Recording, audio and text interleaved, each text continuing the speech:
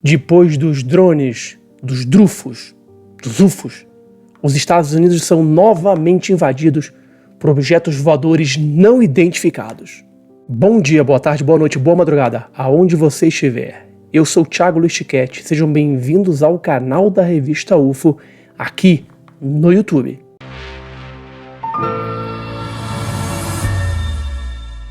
No final de 2024 e início de 2025, os Estados Unidos foram invadidos por UFOs, drufos, drones.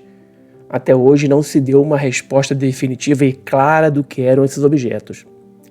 E quando tudo se parecia na maior calma do mundo, eis que eles voltaram.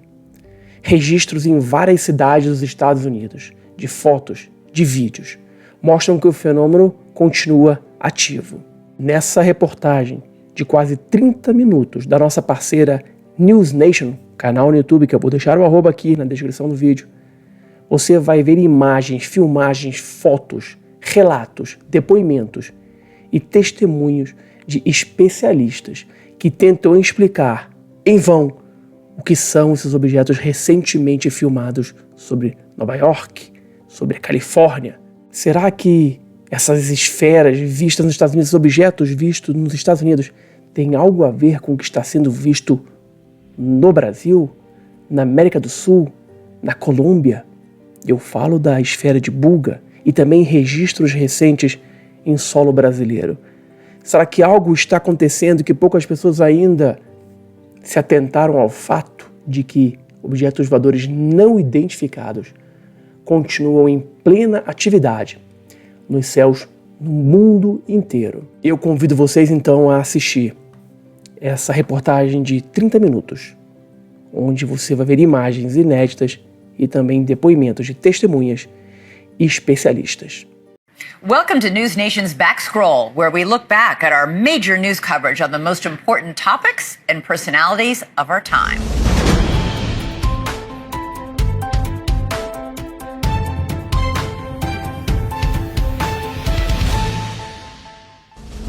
I am going to make you a bet that the next time you get a window seat on a plane, you're going to think of this next story, and you're going to think of the guest who is going to talk about this next story. Michelle Reyes was flying over New York City with her daughter, and she was sitting by a window. When she did what a lot of us do, we, take pictures out the window, nice video of the New York skyline. It's an amazing view. But what Michelle did not expect to see was a cylinder-shaped object zipping across her line of sight near LaGuardia Airport. Was it a bug inside the plane, maybe? Well, she played the video back to look, and no, it was not a bug. Whatever it was definitely outside the plane, and it was flying on its own, and it was really, really fast. Michelle Reyes joins me now exclusively, and I want to welcome back Ben Hansen from UFO Witness on Discovery Plus as well. Michelle, thank you so much for being here. First of all, wow, that was pretty alarming stuff. What did you do with the video, and did you reach out to authorities to share it with them? Thank you for having me. And when I realized that I had something like this on the video, the first thing I did was I emailed the FAA to let them know what I saw, and maybe it was a safety hazard. I reached out to them. Unfortunately, I haven't heard back from them. They didn't acknowledge my email. And then I sent it to Enigma Labs and the National UFO Database. And any response? Enigma Labs was the only one who responded to me. So your dad apparently... Oh, okay. So, and as I understand, your dad is a former Navy guy, so you were able to share with him as well. What did he say? I showed it to him first, and he honestly had no idea what it was either. He had no idea. He was just as baffled as I was. Did you guys settle on the fact that it maybe was a drone? It was going awfully fast to be a drone, but was that the best guess? He thought it may be a drone, but he didn't think that it should be where it was, that close to the aircraft. So he really didn't have an answer for me. He was just as clueless as I was. He's seen a lot of things, and he couldn't give me an answer, but if he had to guess, he would have said drone. So it's a good thing Ben Hansen is here. You host a show called UFO Witness. What do you think about this Tic Tac video, Ben? This was incredible, honestly, because it took a while just for us to get in touch with Michelle. It wasn't for her posting it on the app. Someone had borrowed, stole it from her social media and posted it as if they were her friend. So we had no idea who she was. We were looking up flights and trying to figure out which flight she was on. When we finally were able to contact her, she, for me, has been completely just genuine, sincere. We've now started to analyze the video, and I feel a little awkward saying this with her here, but find no evidence that she faked this or hoaxed it. I didn't from the beginning, but we had to run it through, the proper, data analysis, and it's there. It's very clear, which is unusual. So to me, I feel as though this is probably something not terribly far in the distance, but there's problems with the theory of it being something as simple as an insect, which I would suspect this was happening, on the ground. We're talking 200 plus miles an hour at this point. Her jet is flying. So it passes in about 1/7 of a second, and it's present in 5 frames of the video. So there's a lot we can dive into with this, but shiny, giant, really fast insect. It definitely doesn't look like an insect. It certainly looks like the Tic Tacs that we've seen in other naval videos as well. And Michelle, did you say there was someone else maybe on that flight who you later were able to determine saw this as well? Yes. I had posted the video onto my social media, and one of the other moms on the flight, she said that she had noticed it when she was in the air too. So I wasn't the only one who saw it. So it was kind of, a little more like nerve-wracking that someone else also saw what I saw. Well, I hope the authorities are watching tonight. And I'm sorry to say, that you didn't get the attention that you should have when you alerted them to videos like this. I think it behooves all of us to just at least forward the information. We don't need to make judgment on it, but for heaven's sake, acknowledge that this is unusual, and it certainly does resemble some of the other unusual things we've seen before. Any New Yorker will tell you, you never know what you might see at LaGuardia Airport, and that apparently goes for the airspace over LaGuardia as well. Last week, a passenger named Michelle Reyes joined me exclusively on the show to share a clip of video that she took from her window seat on approach to LaGuardia back in March. It's some kind of flying cylinder. Some have called it a Tic Tac, but it zipped past her window almost too fast to see with the naked eye. But experts who had looked at her footage determined this was not faked. And Michelle told us she was not the only person on board who saw this thing. And Michelle, did you say there was someone else maybe on that flight who you later were able to determine saw this as well? Yes. I had posted the video onto my social media, and one of the other moms on the flight, she said that she had noticed it when she was in the air too. So I wasn't the only one who saw it. So it was kind of, a little more like nerve-wracking that someone else also saw what I saw. And tonight I can tell you at least 2 other people saw similar things over LaGuardia in the not too distant past. And all of this brings me once again to Ben Hansen. He's the host of UFO Witness on Discovery Plus, and he spoke with the second passenger on board Michelle Reyes' flight, who witnessed that bizarre little Tic Tac. Ben, thank you so much for being on. So you had the chance to get the download from the second passenger. She does not want to be public. She doesn't want anything to do with this, but you had a good conversation with her.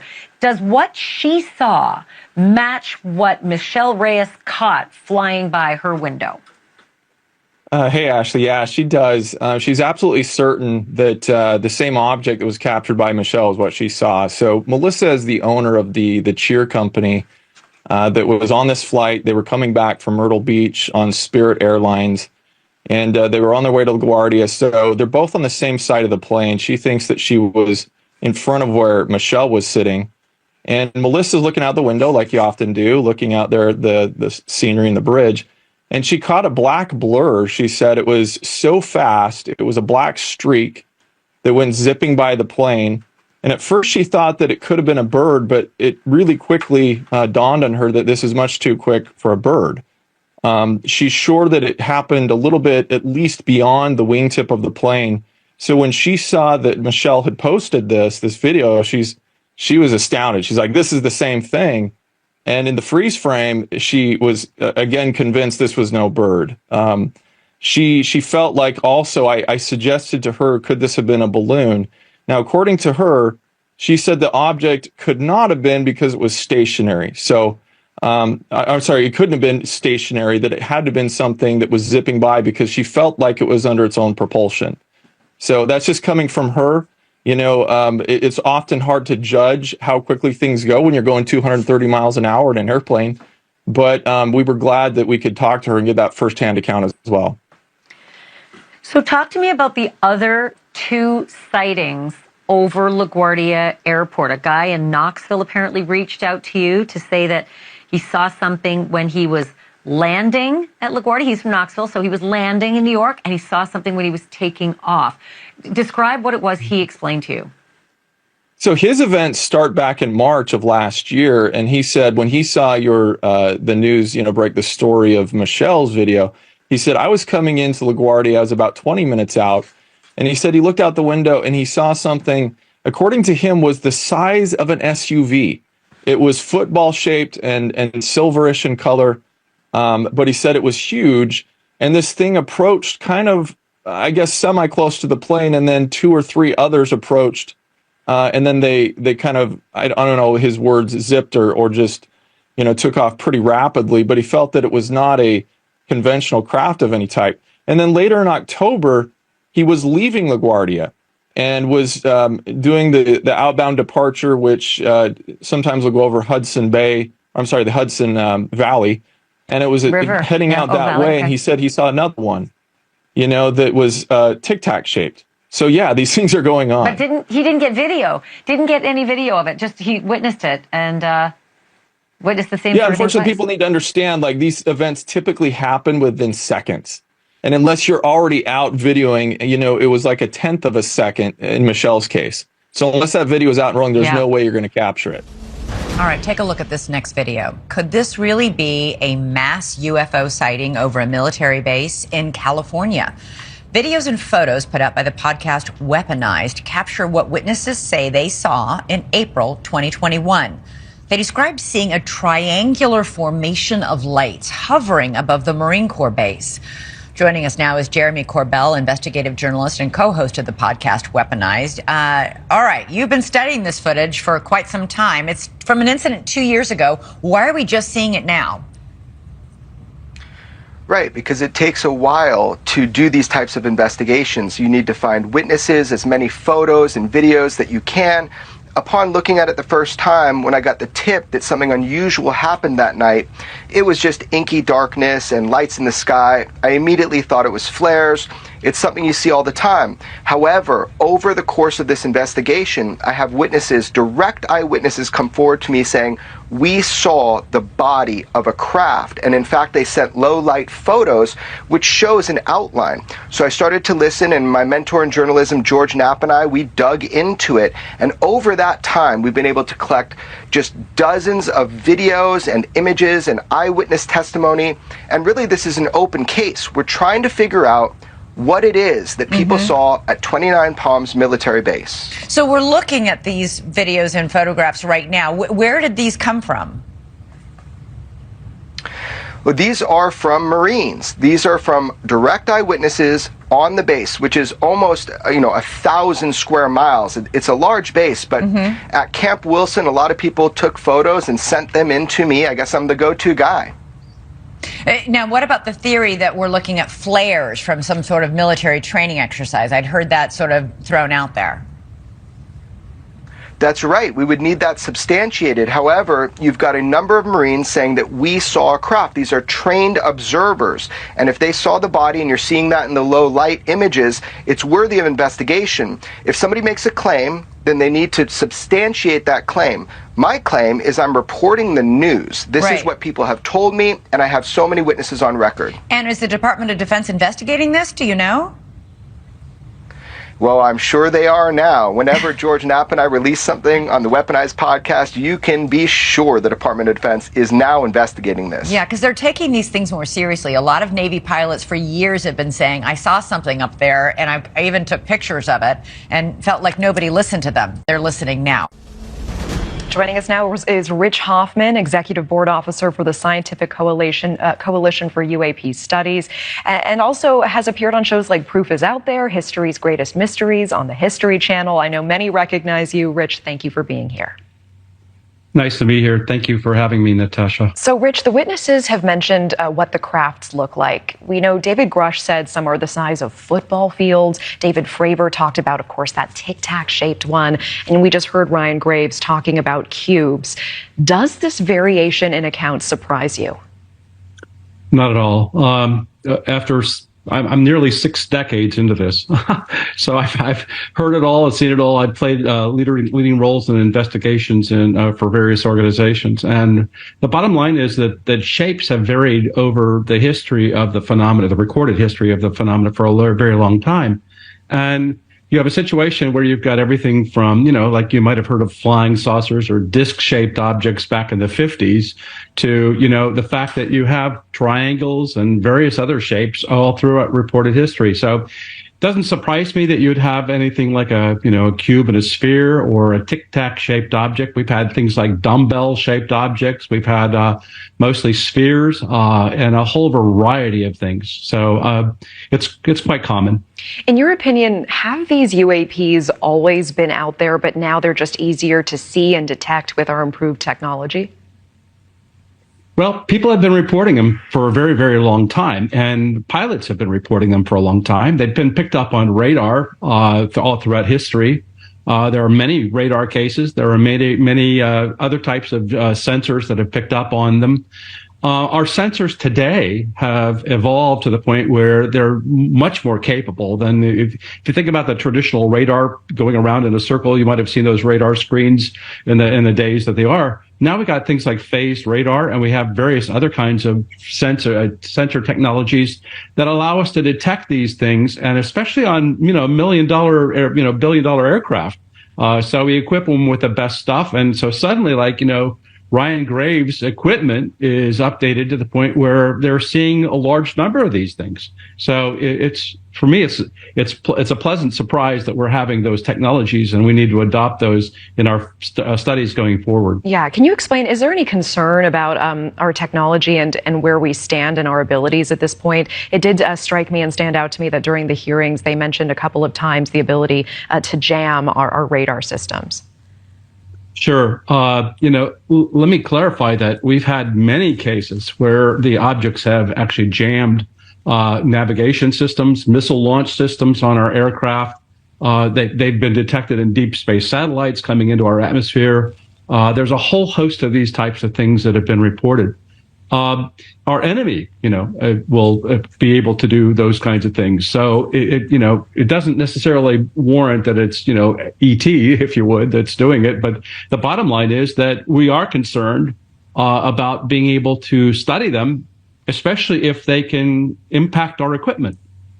We had another guest on yesterday, Ben Hansen, who believes that things should be revealed gradually to the American public. Let's take a quick listen together. We do need to be a little bit careful as how quickly we release this information. I think even though I don't like it, we call that the drip method. Gradually, slowly, let people acclimatize to this, because it's going to be a shock if we just dumped it all out right now. Okay, so this prompted quite a reaction from our viewers on social media and News Nation's YouTube as well. Do you agree with him? Do you think that there could be just mass hysteria if all of the bombshells, all the information the government has is revealed at once? This has been dripped over the years. In 2017, the government announced the fact that they exist. Did we have anybody jumping out of buildings or going crazy at that point? No. I think what you have is a situation where we're not back in the world's time period. A lot of people have acclimated to the fact that there are objects that we can understand or identify. So I do need I do suggest that they consider their approach in terms of releasing the information, and they might develop an action plan that includes, how do I address the religious aspects of it? Because there's a lot of religions that think that these are the devil, and the demon. You have other, people that have even stranger beliefs. So I think that we need to coordinate it from a global perspective. It is a global phenomena. And I think that we also need to, consider the fact that if we do make an announcement, that it might have impacts on other countries. Certainly. I mean, and that's a whole other can of worms. Rich Hoffman, I really appreciate it. I appreciate your time. It's a big topic. Thanks so much for joining us. Thank you for having me. Transparency breeds trust. New boss, same as the old boss. This administration is no better when it comes to transparency about UAPs. Investigative journalist Jeremy Corbell, along with his partner George Knapp, got their hands on newly released Navy footage of UFO sightings from 2023. What you're looking at right now is the footage and what Corbell believes to be one of 4 tic-tac-shaped UFOs, I'm sure there's a better way to talk about them, emerging from the water, then flying at supersonic speeds. Out of the water, supersonic. How? Corbell then spoke to an unnamed member of the Navy who witnessed these firsthand, said this. To see the lights emerging from water, what we witnessed was all 4 of them, all in synchronous, jetting off into the abyss. All 4, all timed together and all left. And we were like, holy shit. Maybe 3-4 seconds pass, I run to my station and I look at my radar and they're all gone. Is Corbell right? Is the government keeping important information from you? Joining me now, investigative journalist, co-host of the Weaponized podcast, my friend Jeremy Corbell. The floor is you, Jay. What do people need to know? Yeah, man, this is an interesting case. There is power in military footage. It's few and far between that we get great sensor data on something that is truly anomalous. And that's what we're seeing here, backed up, of course, by the eyewitness testimony. This ship is one of the most technologically equipped ships, but additionally, this is a senior ranking Navy official who I believe will end up coming forward. They saw these craft coming out of the water, at least one of them coming out of the water. That's transmedium. This is in the Combat Information Center. Also, they saw 4 of them in total. They saw them on radar, then they picked them up in thermal. That's why it looks black and white. But if you look at a plane through that system, you see wings, a tail, exhaust, rotors, all sorts of heat signatures. You're not seeing that here. So again, it was tracked on radar, tracked on thermal. There was a kind of a synchronized, coordinated, instantaneous departure described to me and George Knapp by the firsthand witnesses. This is really reminiscent of the 2004 Tic Tac UFO, where Commander David Fravor, who testified in front of Congress, chased a UFO for the United States military. Cat's out of the bag. Sailors are seeing stuff, and now we have more evidence. How big, and do we have stuff like that? Yeah, no, everybody says we don't have stuff like that. Don't take my word for it. Commander David Fravor testified in front of Congress. We didn't have technology like this in 2004. We do not have technology like that now. We also wouldn't be testing, kind of black budget technologies in these warning areas right off the coast of San Diego. This has been going on for decades, if not centuries. We don't have technology like this, but take the word of people that testify in front of Congress who know. Why do you think they're not telling us? Yeah, man, it brings us back to the core question here. We want transparency. We want the truth. We've been told UFOs are real, but that's it.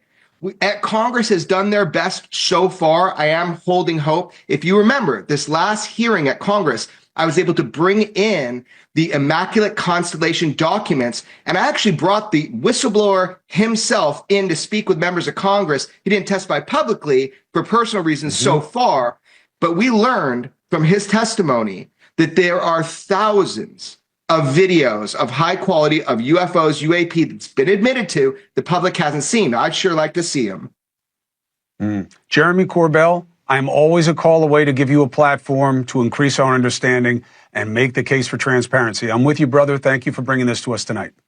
Thanks, Chris. We'll get there. Keep pushing. All right, Jay, take care. Washington State has logged more reports of unidentified flying objects per capita than any other state in the country. That's according to data from the National UFO Reporting Center. You'd think they're the authority on this. Washington residents have reported at least 6,812 UFO sightings. The earliest ones report back to the 1940s. The National UFO Reporting Center is based in Washington, another sign that the state is truly the place to be to spot ET. Chris Rutkowski, a science writer who specializes in UFOs. He's the author of Canada's UFOs Declassified. Joining us on the show, Chris, I've been looking forward to this segment from the second I found out you were booked. UAPs, as we call them now, have been in the news a ton lately. So why are so many popping up in the Pacific Northwest, around Washington and California out there? Well, that's a really good question. No question. California has twice the number of UFOs as Washington State, although per capita, Washington State beats them out. It's hard to say exactly why Washington seems to have more, although it is related to population, and yet we have so many fewer in Washington State, so many fewer in California per capita than Washington State. It's a mystery, and this is what drives us to try and understand the phenomenon even more. We don't have all the answers, and that's why we're investigating. Oh, man, we're looking at some of the most popular sightings confirmed by the Pentagon, some of the real head scratchers that have been coming out in this recent push for disclosure lately. People seem to be really interested about this phenomenon. Listen to Scott Bray. This is the Deputy Director of National Intelligence talking about it. Given the nature of our business, national defense, we've had to sometimes be less forthcoming with information in open forums than many would hope. If UAP do indeed represent a potential threat to our security, then the capabilities, systems, processes, and sources we use to observe, record, study, or analyze these phenomena need to be classified at appropriate levels. Okay, let's take away the legalese, Chris. Do you think Congress ever gets to the bottom of what the government and government officials really know about this phenomenon? Well, it would be nice if they would. This isn't actually the first congressional investigation into UFOs. Gerald Ford, back in 1966, before he was president, had suggested and pushed for a congressional investigation, and that actually occurred in 1968. And a number of scientists testified before Congress. It was taken quite seriously back then. Unfortunately, during the 1960s, the United States Air Force had something called Project Blue Book. We've probably heard of that. Well, the year after the congressional investigation of 68, Project Blue Book was closed down. So let's hope that this time it turns out a little bit differently. Chris, let's say it's not weather phenomenon. Let's go ahead and pop the weather balloons. We're talking about the real deal sightings, the one the Pentagon has been talking about a lot lately. There's been a few of them. What do you think, in your research, in what you've read and written, do you think these things are from Earth? Are we alone, Chris? Well, as an astronomer, I'd have to say we're probably not alone, but the trouble is we don't have the real proof yet. And the idea behind the UAP task force and the new office that was just recently announced is to try and gather data, to try and get this information. And the only way to do that is to get the reports, the investigations that are currently ongoing. They've tried to eliminate the stigma from pilots and military personnel to report them. They've been a little afraid so far to report. And so they're actually encouraging military personnel to report now, which is a very good thing. And the only way we can really get to the bottom of this is by high quality reports from pilots who, for example, have, 5 to 10,000 hours of flying time. If they see something in the sky, it's time to take notice. In just the first 2 weeks of 2024, we have witnessed a video that has both captivated and bewildered UFO enthusiasts around the globe. The new clip shows what some are calling a jellyfish UFO first spotted on a U.S. operations base in Iraq in 2018. But this video is just now making its way into the public eye.